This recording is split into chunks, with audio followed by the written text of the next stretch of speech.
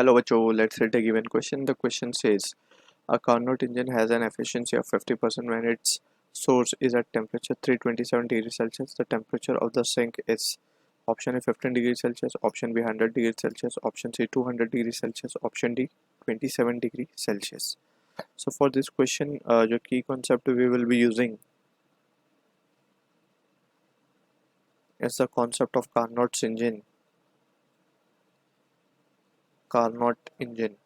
So basically Carnot engine के बारे में we can write okay, this engine works on two temperature, so two temperature basically T1 and T2, and यहाँ पे we have heat engine जो कि we can say sink में heat reject करता है and source से, ये हमारा source है, this is the sink,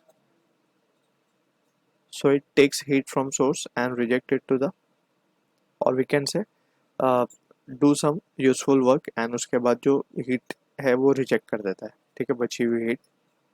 So let's say Q1 is the heat that has been taken and Q2 is the rejected heat.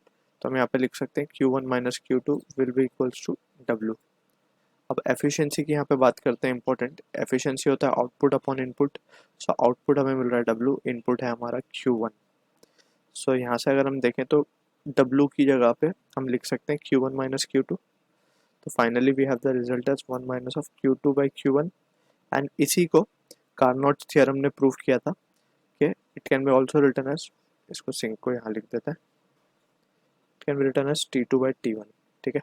So this is what the formula for efficiency we will be using for this. अब यहाँ पे हमें बोला गया Carnot engine has an efficiency of 50%, यानी efficiency 0.5 है, and that will be equals to 1 minus of when its source is at temperature 327 degree Celsius. तो ये हो जाएगा T2 अपॉन T1, सोर्स की बात हुई है तो 327 डिग्री सेल्सियस. सो इसको अगर हम सॉल्व कर लें तो T2 upon 327 will be equals to 0.5, right. So finally अगर हम देखें और इसको कैल्विन में कन्वर्ट कर लेंगे हम, सो कैल्विन में जब कन्वर्ट करेंगे तो just we need to add 273, तो ये हो जाएगा 600 कैल्विन, राइट. सो फाइनली अगर हम देखें तो रिजल्ट हमारे पास T2 का आ रहा है 300 Kelvin and it will be 27 degree Celsius, ठीक है ना. So this is the answer for the question. अगर ऑप्शंस को देखें तो D will be correct for this. So I hope you understood the solution. All the best.